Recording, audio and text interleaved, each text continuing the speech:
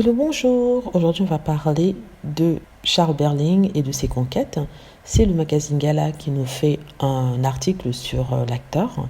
Et en fait, il nous explique que l'acteur a eu plus de 200 conquêtes, dont Carla Bruni. Donc, il n'hésite pas à jeter le nom de Carla Bruni dans l'article pour qu'on puisse être intéressé. Parce que si ça avait été des anciennes conquêtes qui n'étaient pas célèbres ou dont on ne connaissait pas l'existence, ça n'aurait pas été intéressant. Mais il fallait mettre le nom de Carla Bruni là. Donc, on nous explique que c'est un séducteur invétéré d'après ses confidences et qu'il a été l'un des mâles les plus vénérés à la télévision, au cinéma. Rappelons qu'il a 63 ans. Il a eu une carrière très prolifique au cinéma. Et il faisait partie de ces beaux gosses que les femmes trouvaient craquants, beau corps, fin, grand. Je sais pas s'il a les yeux bleus, mais on dirait qu'il les a. Et voilà, forcément, il aura du succès, d'autant plus qu'il est célèbre et qu'il passe à la télé. Ça aussi, ça aide. Il avoue sans tabou avoir follement aimé des femmes formidables.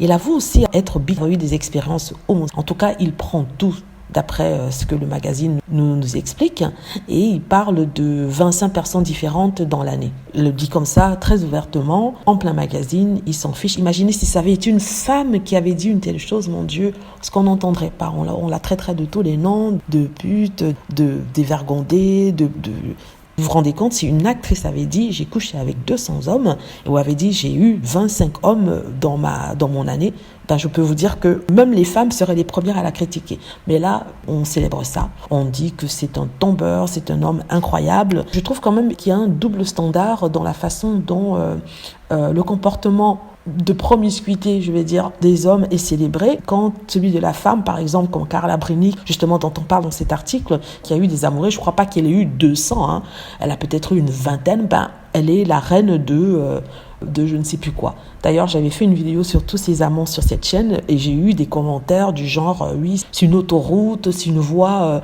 mais vraiment des commentaires désobligeants. Pourtant, quand on entend parler de ce mec, même les femmes l'acclament en disant oui, c'était une beauté, il était magnifique et tout ça. Non, je suis pas là pour juger ou pour critiquer, mais c'est juste quand même pour noter ce double standard et pour rappeler aussi que ce qui est valable pour les uns est forcément valable aussi pour les autres. Donc, il faudrait pas critiquer Carla Bruni et venir encenser ce monsieur. Donc, en même temps, je dis que c'est pas étonnant qu'il ait 200 partenaires parce que c'est un homme de son temps. Il est né sûrement dans les années 70 et tout ça, à l'époque de l'amour libre. Et même maintenant, je suis sûre que vous trouverez des hommes avec plus que ça parce que c'est le temps. Les gens ne sont plus aussi à cheval sur les règles, sur ce qu'il faut faire ou ce qu'il faut pas faire.